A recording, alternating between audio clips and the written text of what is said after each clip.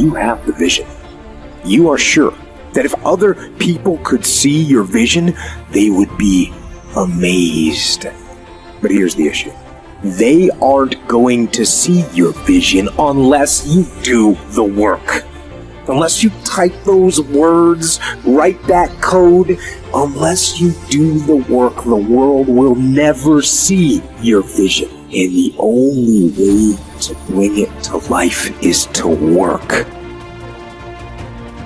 The world's going to keep moving. The clock is going to keep ticking. Everything that starts has an end. It's just life. If I looked at my clock, if you looked at your phone, time never stops for no one. Just keep pushing forward. With enough action, any goal can be achieved. Take the shot, swing the bat, throw the stick. Just go for it over and over and over again until you're so emotionless on failure or rejection. All these failures weren't failures. They were just attempts that showed me the right way to do so. You forego immediate pleasure for the exchange of long-term self-respect. If you want to be happy, you have to discipline your behavior. The road to sustained happiness is through disciplining your behavior. Play the long game. Aim for legendary. Say, I want to have the guts and the grit and the acumen and the mindset and the capability and the commitment to create enduring success. Be the person who is up reading, listening to the podcast, writing in your journal, setting your goals, focusing on your intentions. As you become more successful, become more humble. As you become more successful, work even harder. As you become more successful, care even more about your product. As you become more successful, learn even more.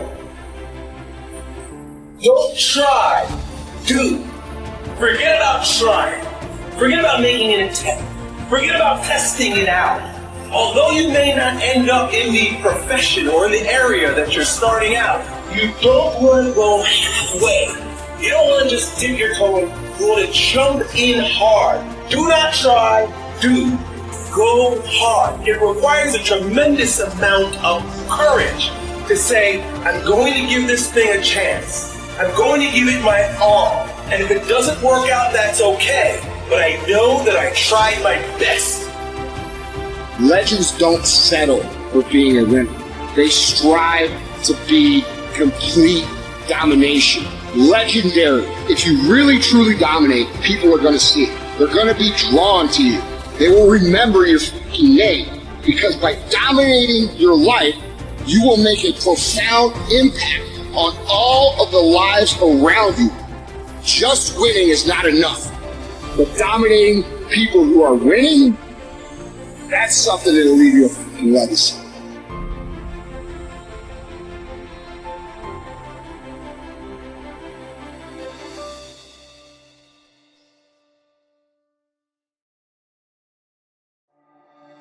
Every man in this room, you blew your 20s. You spend all your 30s trying to make up for your 20s. Yeah, that's the truth. Dog, every dude in this room blew their 20s and at 30 trying to fix what they should have did in their 20s. Yeah. And so forth and so on. You turn 40, you're trying to recover from the mistakes you made when you 30. Now at 40, man, it's time for you to start. Really, at 30, you need to start buckling it on down. And just realize, man, everybody make mistakes. And if the mistakes you're going through are going to help you become the person you need to be later on. So when you're young and you making mistakes, don't let them eat you up. Because everybody that done made it, done made them. Yeah. You got to fail in order to win. Hey, look, man, to understand how to hit the game-winning shot, you got to miss the game-winning shots. Sometimes being young and trying things, you're so naive and you don't know any better. All you do is learn. And if you fail, it doesn't matter. And so whether I was 9, 10, 12, 16, 21, the failures were irrelevant. And whether you're 9, 12, 16, 21, 22, 24, I'm sleeping on the couch. I have a car with a hole in the floorboard. I'm living like a bum and like a student. And so what did I have to lose? And so I think that influenced me as much as anything. So, my dad was like, go for it. Why not? What have you got to lose? You have to sleep on a different couch. So I think that was motivation. One of the greatest pieces of advice that my mother gave me was this: son, whenever you start, you make sure you finish. And the problem with the world today, people get involved with things, and if they don't like a certain person, if they don't like the process, if it's not what they thought it was, they quit. And what they don't understand about quitting becomes a habit that doesn't just affect you. Later on in life, when you get a wife and you get some kids or you get a family, it's going to come back to hunt you, and it will one day affect them.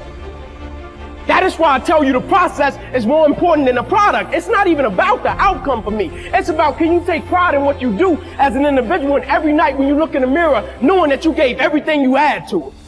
And we have to get to the point where we're willing to impose our will on certain things.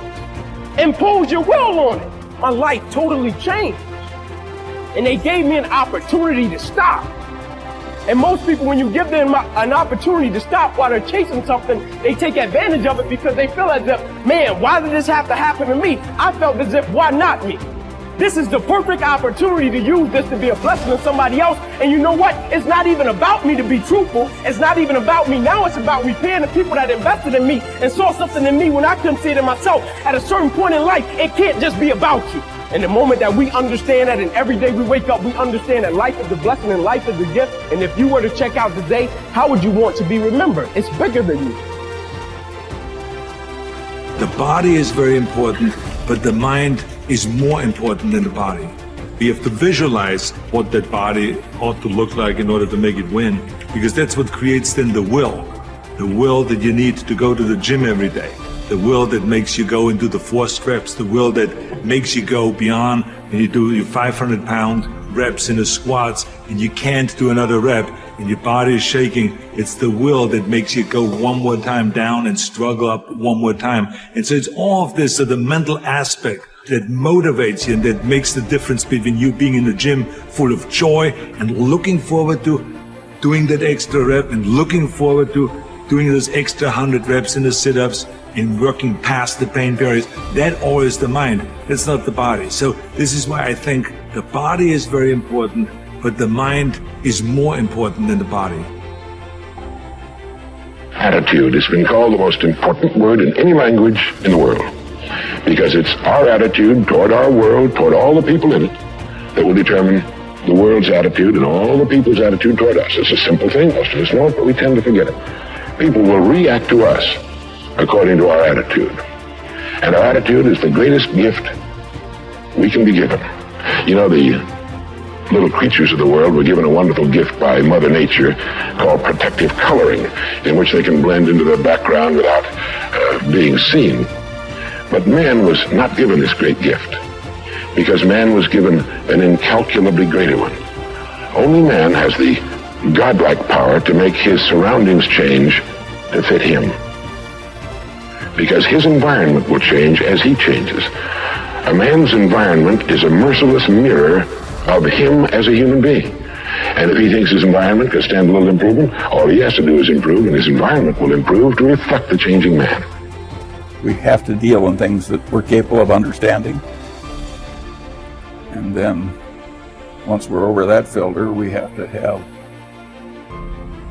a business with some intrinsic characteristics that give it a durable competitive advantage. And then, of course, we would vastly prefer a management in place with a lot of integrity and talent. And finally, no matter how wonderful it is, it's not worth an infinite price. So we have to have a price that makes sense, gives a margin of safety considering the natural vicissitudes of life.